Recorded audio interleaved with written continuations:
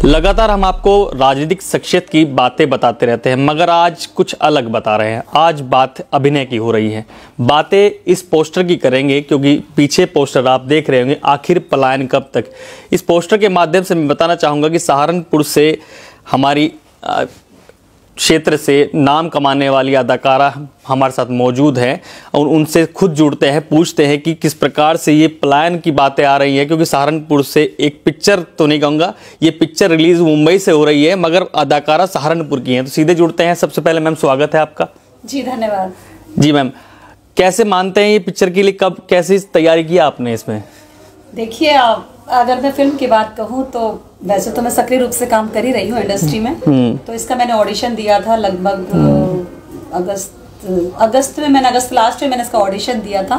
और पहला ही audition randomly मैंने पहला ही जो टेक था वही ऑडिशन बना के भेज दिया था। मैंने सहारनपुर आई हुई थी मैं, और विद इन 5 मिनट्स में हमारे डायरेक्टर का फोन आ गया, मुकुल विक्रम जी का, कि यू आर अ फाइनल। तो अच्छा कैरेक्टर है ये, वो सब कुछ। ये जो फिल्म है ये देहरादून और पूरे उत्तराखंड में शूट हुई है। और इसकी जो ओपनिंग भी की थी त्रिवेंद्र सिंह रावत पूर्व मुख्यमंत्री जी ने इसकी मेरे साथ क्लैपिंग की थी, क्लैप दी थी। और बड़ा ही संजीदा और बड़ा ही मतलब सेंसिटिव सब्जेक्ट है ये।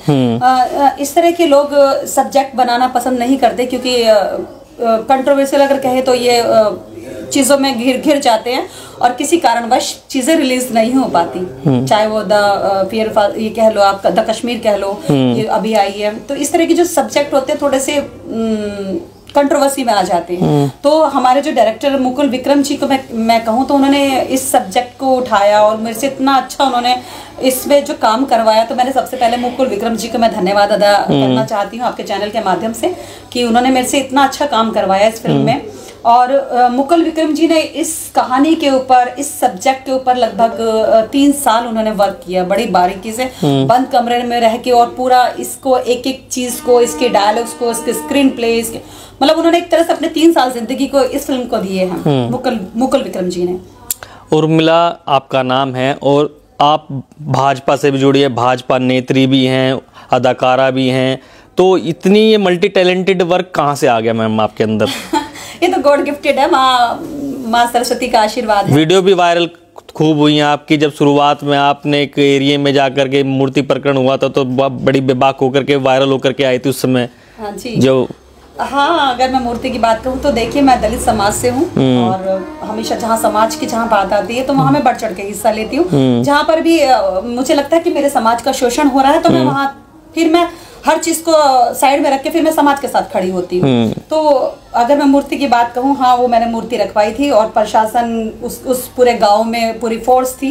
मतलब इस तरह का था कि जबरदस्ती उस समय आचार संहिता लग रही थी और उन्होंने कहा कि मूर्ति नहीं रखी जाएगी क्योंकि उनके पास कुछ इस तरह के डॉक्यूमेंट्स नहीं थे कि उस जमीन के ऊपर स्टे पेपर है कि बाबा साहब की मूर्ति नहीं रखी जाएगी। अगर मैं अपने समाज के लिए कहूँ तो बाबा साहब ने हमें 3 ही चीजें हमें सिखाई है कि शिक्षित रहो, संगठित रहो, संघर्ष करो। और उस मूर्ति को स्थापित करने में 3 चीजें मैंने देखी हैं कि अगर मैं शिक्षित ना होती तो मैं उनसे डॉक्यूमेंट्स ना मांगती कि आप मुझे स्टे के पेपर दो। और शिक्षित रहो, संगठित रहो, तो पूरे गांव वाले लोग मेरे साथ एकता में आके खड़े हो गए, संगठित हो गए। और तीसरा, हमने संघर्ष किया है उस मूर्ति को लगाने के लिए। दरोगा से भिड़ रही हैं आप सीधा? जी, दरोगा से मैं उसमें इसलिए भिड़ रही हूँ। दरोगा कह रहे हैं कि अगर ये मूर्ति लगी तो मेरी लाश पे से जाएगी ये मूर्ति। तो आप देखिए ना कि आज भी कितनी लोगों की जो कुंठित सोच है ना, जो इस तरह की विचारधारा के लोग हैं कि आज भी बाबा साहब ने हमें लिखा है। आज मैं जो आपके सामने बोल रही हूँ, इतनी बेबाकी से बोल रही हूँ, तो वो मैं सब बाबा साहब की वजह से बोल रही हूँ कि बाबा साहब ने मुझे बोलने का अधिकार दिया, पढ़ने का अधिकार दिया, हर चीज का आरक्षण जो महिलाओं के लिए दिया बाबा साहब ने दिया। और आज बाबा साहब की मूर्ति के लिए मुझे संघर्ष करना पड़ रहा है इतने सालों के बाद भी। तो यानी कि कहीं ना कहीं वो समाज तो अभी भी दबा कुचला समाज है। तो जहाँ समाज की बात होगी तो मैं सबसे सर्वप्रथम समाज के लिए खड़ी हूँ, अपने समाज के लिए खड़ी हूँ। तो आज भी बहुत सारे हमारे मतलब कि उर्मिला को ही जाना पड़ जाए इन दोनों पार्टियों में, फिर क्या किस मुंह से जाएंगी? देखिए, कोई ये बेकार की बात है कि किस मुंह से जाएंगी, किस मुंह से नहीं जाएंगी। ऐसा कोई नौबत नहीं आने वाली है। मैं माननीय मोदी जी के और योगी जी से रीति से बहुत ज्यादा प्रभावित हूँ। और मेरे पापा ने भी संघ के साथ जुड़े रहे हैं, संघ का बोलबाला रहा है हमारे घर में। मेरे पापा शाखा में थे और मुझे तो नहीं लगता। जो चीज मैं बचपन से सीखती आ रही, अगर मैं धर्म की बात करूं तो मेरा जो बायोडाटा उठा के देखेंगे, मैक्सिमम जितने मैंने धार्मिक सीरियल्स किए हैं या धार्मिक फिल्म्स की हैं, सारी ही मैंने संस्कृति और सभ्यता के दायरे में रख के, बहुत सारी इस तरह की आजकल वेब सीरीज चल रही हैं, आती है मेरे पास, बहुत सारे बड़े बड़े बजट की वेब सीरीज आती है, लेकिन मैंने कभी स्क्रीन पे मैंने कोई इस तरह का अश्लील काम नहीं, तो मैं पसंद करती देखना और ना ही मैं करती।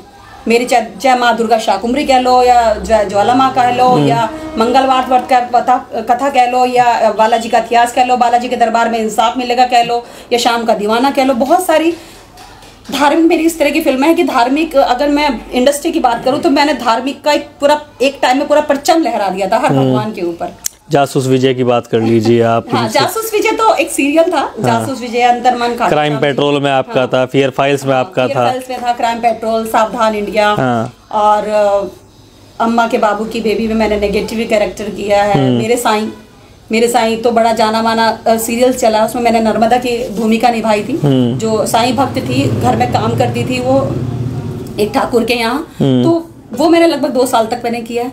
तो मैंने जितने भी चरित्र किए बड़े ही साफ सुथरे और बड़े ही अपनी मर्यादाओं को रखते हुए, मद्देनजर रखते हुए मैंने वो सब चीजें की हैं। एक किस्सा बड़ा फेमस है आपका कि आप जब चुनाव में आई थी, जो मेयर के चुनाव थे, जब समीकरण बदलने लगा कि महिला के लिए सीट आएगी, तो एकदम से आप पैराशूट से उतरी और टॉप 3 में पहुंच गई। ये कैसे हो गया? अब यहाँ के लोग तो अचंभित थे इस मामले को लेकर के। देखिए, पैराशूट से उतरी, लोग कहते हैं कि हवाई जहाज में सफर करती है, हवाई जहाज में रहती है, एक घर इसका हवाई जहाज में रहता है और एक घर इसका सहारनपुर है, एक घर इसका मुंबई। तो ये लोगों की धारणा है, लोगों की, देखिए हम कुछ नहीं कह सकते। हाँ, ये बात है कि मैं माननीय मोदी जी ने उस समय सहारनपुर की महिला सीट रिजर्व की थी। सुनने में आया था कि सहारनपुर की सहारनपुर की सीट महिला सीट होगी। हाँ।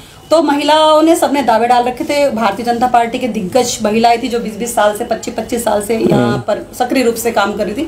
ऐसा नहीं है कि मैं भारतीय जनता पार्टी के साथ नहीं काम कर रही थी फील्ड में, लेकिन मैं माननीय मोदी जी की और योगी जी की जो नीति रीति है उसको मैं स्क्रीन पे कर रही थी। मतलब जैसे उनके एड्स जो थे वो एड्स करती थी, जो इनकी योजनाएं होते हैं वो ऐड कर रही थी, और मुझे मोदी जी पसंद है। और मैं सहारनपुर की निवासी हूँ, मैं सहारनपुर से मैं पैदा हुई हूँ। मुंबई अगर मैं कहूँ तो मुंबई मेरी कर्म भूमि है। जैसे अगर देश का नौजवान किसी गांव में रहता है और सरहद पे काम करता है तो ये तो नहीं कहेंगे कि ये देश का नहीं है, ऐसा नहीं कह सकते ना। बहुत सारे लोगों ने उस समय मेरे खिलाफ ये बोला कि भैया बाहर से आके ऐसे कैसे दावा डाल दिया, लेकिन ये जो कहते हैं ना कि आपकी लड़ाई जो होती है ना वो तलवारों से और इससे नहीं होती, हथियारों से, वो यहाँ से लड़ाई होती है, यहाँ से अटैक करना पड़ता है सामने वाले के ऊपर। टॉप 3 में मैं पहुंची। मैं क्या है कि जो चीज मैं ठान लेती हूँ फिर मैं करती हूँ, मैं वो करती हूँ। मेरी जिंदगी में बहुत सारी त्रासदी आई हैं, मैं आपको बताऊं, पारिवारिक त्रासदी आई हैं। मेरी फैमिली डिस्ट्रॉय हो चुकी, मुझे ये बताने में मुझे कोई वो नहीं है, पूरी फैमिली मेरी डिस्ट्रॉय हो चुकी। और मैं संघर्ष के दिनों में कह लो, या मैंने फाइनेंशियली भी मैंने बहुत संघर्ष किया है।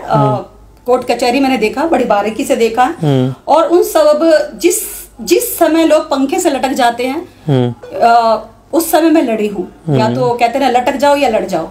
तो इसी कमरे में बैठ के मैंने सोच लिया, या तो मैं इस पंखे में लटक जाऊं या मैं जहर पी लूं या मैं लड़ जाऊं। लेकिन मेरे दिमाग में आया कि नहीं, मैं लड़ूंगी। और जब महाभारत जब हुई है ना, आपने देखा तो महाभारत में अपनों के खिलाफ ही अर्जुन को खड़ा होना पड़ा था। तो मैं हमेशा गलत के खिलाफ खड़ी होती हूँ कि जो गलत, जिसकी विचारधारा है, गलत जिसकी सोच है, चाहे वो मेरा पति था या मेरे जो भी थे, तो मैं उनके खिलाफ में बोलती हूँ, फिर मैंने आवाज उठाती हूँ। बस ये कह सकते हैं। और रही कोर्ट कचहरी की भी अगर मैं बात कहूँ तो यहाँ मैं राजनीति से मैं जोड़ूंगी। मैंने कोर्ट कचहरी के बहुत धक्के खाए हैं। मैंने भीम आर्मी के वहां पर छोटे छोटे बच्चे देखे हैं, 18-18 साल 20-20 साल के बच्चे देखे हैं भीम आर्मी के। जब यहाँ पर लड़ाई दंगे हुए थे उनके ऊपर केस दर्ज हो गए, हर तरह से केस। वो बेचारे बच्चे 100-200 रुपए देके तारीख अटेंड कर रहे हैं।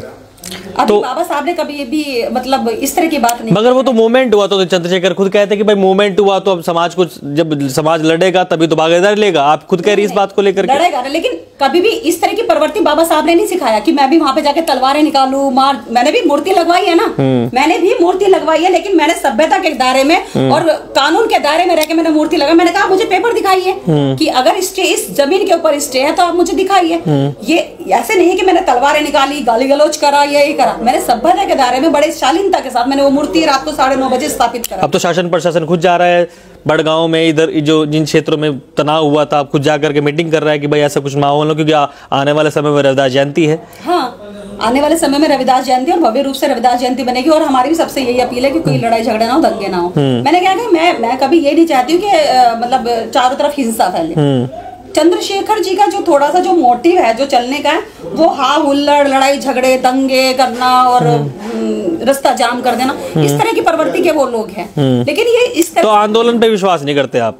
किस पे? आंदोलन पे विश्वास नहीं करते मतलब आप? देखिए, बिना मतलब के आंदोलन करना, प्रशासन को डराना धमकाना, उनको अपने उसमें लेना, अपना दबाव उनके ऊपर डालना, ये बेकार की वाहियात बातें हैं। जो चीजें कहते ना, एक फिल्म आई थी, तिरंगा फिल्म आई थी, तो उसमें 2 राजकुमार थे और वो थे नाना पाटेकर, 2 थे। कि वो कहता है कि मैं पहले बात करता हूँ, फिर मैं मुलाकात करता हूँ, फिर मैं लात मारता हूँ।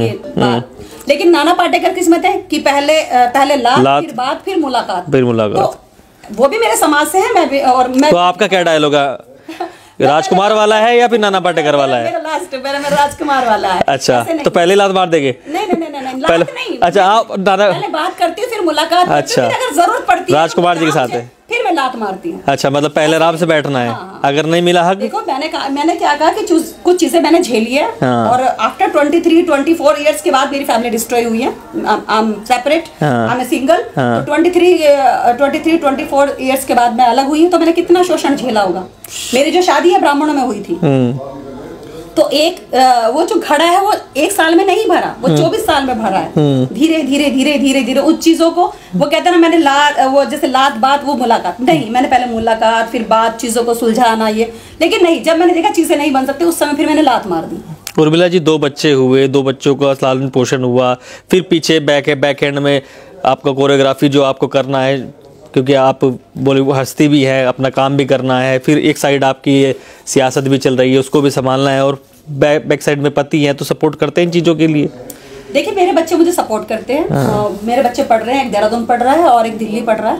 मेरे बच्चे मुझे सपोर्ट करते हैं, मेरे पास आते हैं, जाते हैं। मेरी लड़ाई बच्चों से लड़ाई कभी नहीं है। बच्चों से तो खैर माँ की लड़ाई कभी भी नहीं हो सकती। बच्चे तो खैर मेरे, मैंने खुद अपने जन्म दिया। ये सब कुछ एडजस्ट बैलेंस कैसे हो रहा है सब कुछ, क्योंकि एक महिला के लिए इतनी समस्याएं बहुत ज्यादा होती है। हाँ, मैं सिंगल हूँ, और ये राजनीति भी कह लो, फिल्म इंडस्ट्री कह लो, और ये बच्चे भी कह लो, सब चीजें। बस ये कह दो कि ईश्वर का दिया हुआ आशीर्वाद है मुझे, कि मैं इतना, उन्होंने मुझे, मेरे अंदर एक पावर, एक अलग तरह से पावर मेरे अंदर। क्या कोई भी महिला हो तो कहते ना, महिला जब एक अपने आप में एक सशक्तिकरण का रूप होती है।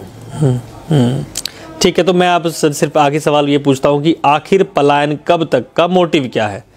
देखिए, अगर मैं आखिर पलायन, अगर दर्शक देखने जाएंगे, देखो सहारनपुर वाले हैं, ये तो सोचते नहीं कि भाई ऐसे चल जाएंगे, कुछ बताएंगे उर्मिला जी, भाई कुछ देखने लायक है तो फिर चले, नहीं अगर है तो फिर क्या करेंगे पैसे खर्च करके? देखिए, मैं सहारनपुर वालों से कहूंगी, सबसे पहले तो जो मेरी फिल्म आ रही है, बड़ा इसमें मेरा मेजर रोल है, और बहुत ही भावुक कैरेक्टर है ये अपने आप में, संजीदा रोल है बहुत ज्यादा। She is a very caring mother. Vandana जो है बड़ी ही केयरिंग मदर है। जो पूरा मोहल्ला है वो पूरा मुस्लिम समाज का हो चुका, मुस्लिम लोग आ चुके हैं, तो वो बच्चे लेट आ रहे हैं, घर पे आ रहे हैं, तो बड़ी मतलब उसमें परेशान है कि मेरे बच्चे अब तक नहीं आए, इनके साथ कुछ मिस हैपनिंग ना होगी हो। और फिर कहती है वो, क्योंकि जवान लड़की घर में दिखाई है कि गई लड़की के साथ कुछ ऐसा ना हो जाए। और अगर मैं इस बोर्ड, ये तो होगी मेरी फैमिली की स्टोरी, सत्य घटना पर आधारित फिल्म है ये, सत्य घटना पर आधारित फिल्म है ये। और ये जो इस फिल्म का जो मोटिव है, एक कानून है वक्फ बोर्ड, जो पिछली सरकारों ने बना दिया था, नेहरू जी ने कानून बनाया था। कानून नहीं, तो बोर्ड है सीधा। हाँ, ये बोर्ड है, पूरा बोर्ड है, एक वक्फ बोर्ड है, कि किसी भी जमीन के ऊपर वक्फ बोर्ड लगा दिया गया, वो जमीन उसकी होगी अल्लाह के नाम पर। अल्लाह के नाम पर वो जमीन उसकी होगी, तो उस पे। इस खबर को अगर आप फेसबुक पर देख रहे हैं तो हमारे फेसबुक पेज को लाइक और फॉलो जरूर कीजिए, और अगर आप यूट्यूब पर देख रहे हैं तो हमारे चैनल को यूट्यूब पर जाकर अभी सब्सक्राइब कीजिए।